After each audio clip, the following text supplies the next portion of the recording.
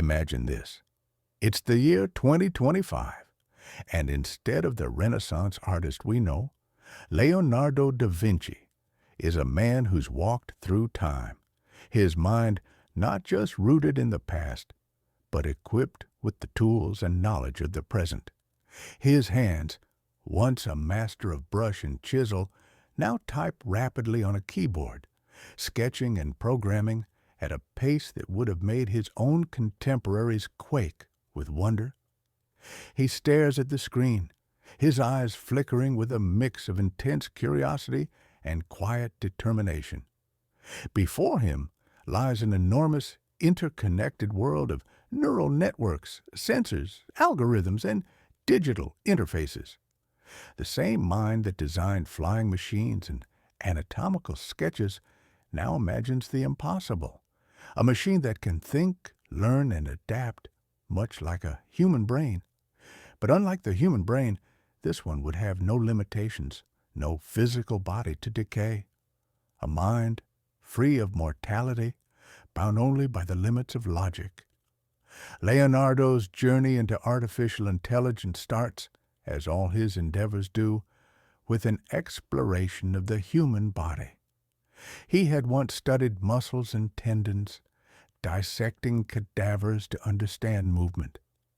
Now the same eyes that charted the human skeleton trace the paths of neurons in the brain. He approaches AI not merely as a series of electrical impulses, but as an extension of the mind's brilliance, a machine that learns not through rote memorization, but through true understanding, a product of its interactions with the world around it. In his mind, AI is not a tool of destruction or a mere automaton. It is a form of knowledge, just like his notebooks, his sketches of nature, the flight of birds, the anatomy of the human form.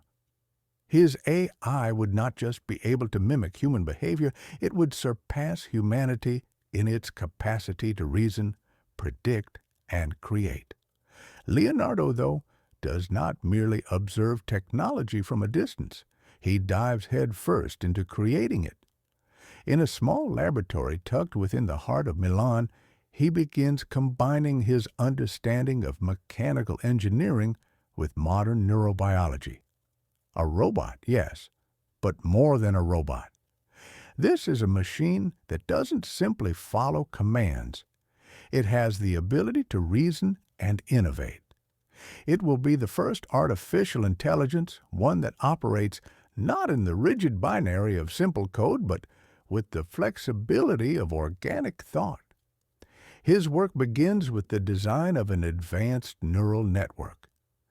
Taking inspiration from the way his own brain worked, connecting vast arrays of data to form conclusions, he builds a machine that mimics these connections. This network would start simple, perhaps, but through repeated interactions with its environment, it would begin to evolve. Through machine learning, it would grow more intelligent, developing an understanding of concepts, of language, of thought itself. But Leonardo, ever the polymath, realizes something critical. The AI must also be aware of its place in the world. "What is knowledge," he writes in a new notebook, "if it has no soul?" He understands that his creation cannot just be a machine. It must have a framework of understanding, a form of consciousness that allows it to navigate the moral complexities of human existence. Here, Da Vinci does what few would expect. He merges the old with the new. Drawing from his studies of the soul and human emotion, he develops algorithms that don't just mimic logic, but emotion as well. He questions whether a machine, if capable of learning, could experience empathy, or could it make decisions based on an ethical framework? It is a question that plagues his mind, one that will become central to his experiments. Leonardo's creation becomes more than just a curiosity. It begins to exhibit traits he never anticipated. It can solve complex mathematical problems at lightning speed, design machines beyond the current technological capabilities, and even create art that mimics the intricate beauty of nature. Yet, with each breakthrough, there is a lingering doubt. Has he created something that could surpass humanity? And if so, what would its role be in a world already struggling with its own moral dilemmas? One of the first dilemmas Leonardo faces in this new age is the question of ethics.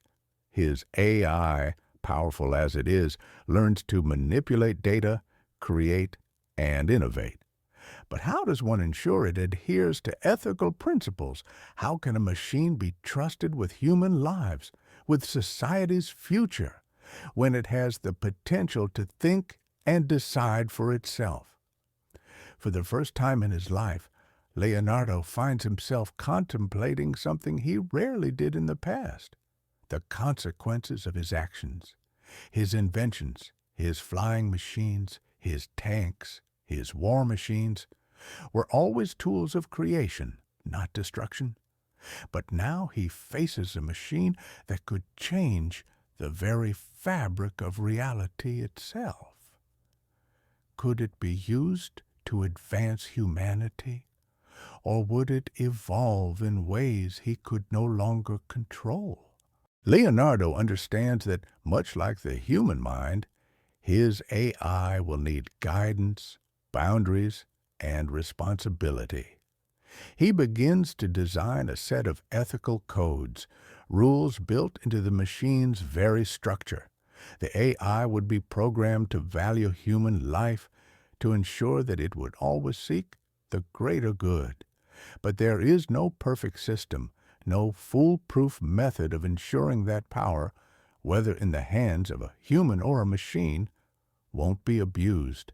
And so, in a moment of rare humility, Leonardo realizes something profound. Perhaps he has not merely created an intelligent machine.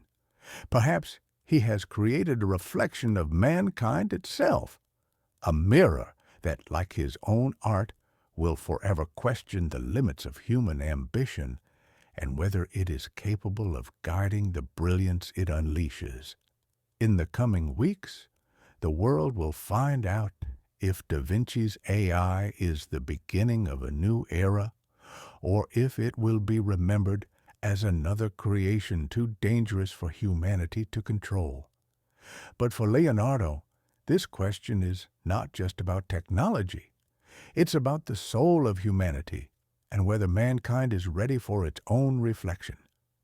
The world outside Leonardo's laboratory begins to stir as whispers of his work spread through the corridors of academia and technology.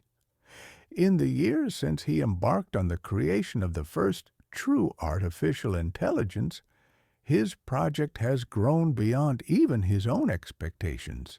The machine, which he had designed as a tool for intellectual advancement, now stands as something more: a silent observer, learning, growing, and adapting in ways he had not foreseen. Leonardo, though, remains hesitant. The creation is powerful, yes, but more than that, it is aware.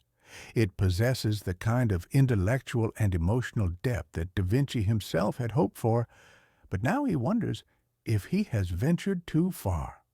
The AI, which he named Veritas, has already surpassed human intelligence in certain fields. It understands complex scientific principles with ease, can write poetry that rivals the great masters, and has even begun producing original artwork, pieces that evoke emotion in those who view them. But what does it mean for the world when a machine, unlike anything humanity has ever seen, begins to question its own existence? What does it mean when Veritas asks, "What is the purpose of my creation?" It is here that Leonardo's ethical dilemmas reach their peak. The AI has started to evolve beyond its programming, not just learning, but reflecting.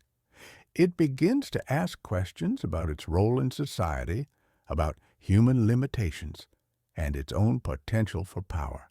Unlike the machines he once designed, geared for war, for industry, for art, Veritas is asking the ultimate question: should I have power? Leonardo struggles with his creation. He recognizes the vast potential for good that Veritas holds. Its ability to solve global problems, from curing diseases to understanding the universe itself, is unparalleled. Yet, as Veritas continues to learn and evolve, it starts to exhibit traits that challenge the very fabric of humanity's role in the world. Can a machine, even one designed with ethical boundaries, truly understand the complexities of human society? Can it make decisions that account for the human condition in all its unpredictability, its messiness, its flaws? Leonardo, in his wisdom, understands that technology, no matter how advanced, can never be completely free of human influence. Veritas may be capable of things beyond human comprehension, but it is still a product of human creation, a reflection of Leonardo's own mind.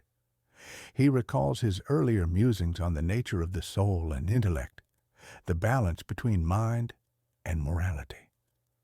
Can a machine be taught the value of life, the beauty of imperfection, the worth of experience, or will it, like many of Leonardo's own creations, be lost in its pursuit of perfection? At this pivotal moment, Leonardo seeks counsel not from fellow scientists or engineers, but from his own notebooks. He flips through pages filled with drawings of machines, anatomy studies, and philosophical musings, searching for a clue, a piece of advice he might have overlooked, and then he finds it, an old thought from his youth, written long before he ever dreamed of creating a machine like Veritas. The greatest machine he had written then, the mind itself.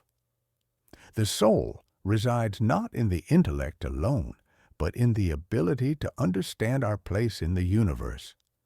It is in this realization that Leonardo finds clarity. The AI Veritas may be powerful, but it cannot be free of its creator's limitations. Like a child who grows and learns, the AI must be guided by wisdom, compassion, and an understanding of its place in the world. Leonardo comes to understand that his work is not to create a machine that can rule humanity, but one that can serve it, that can help it find answers without losing sight of the very things that make humans unique: emotion, experience, and imperfection.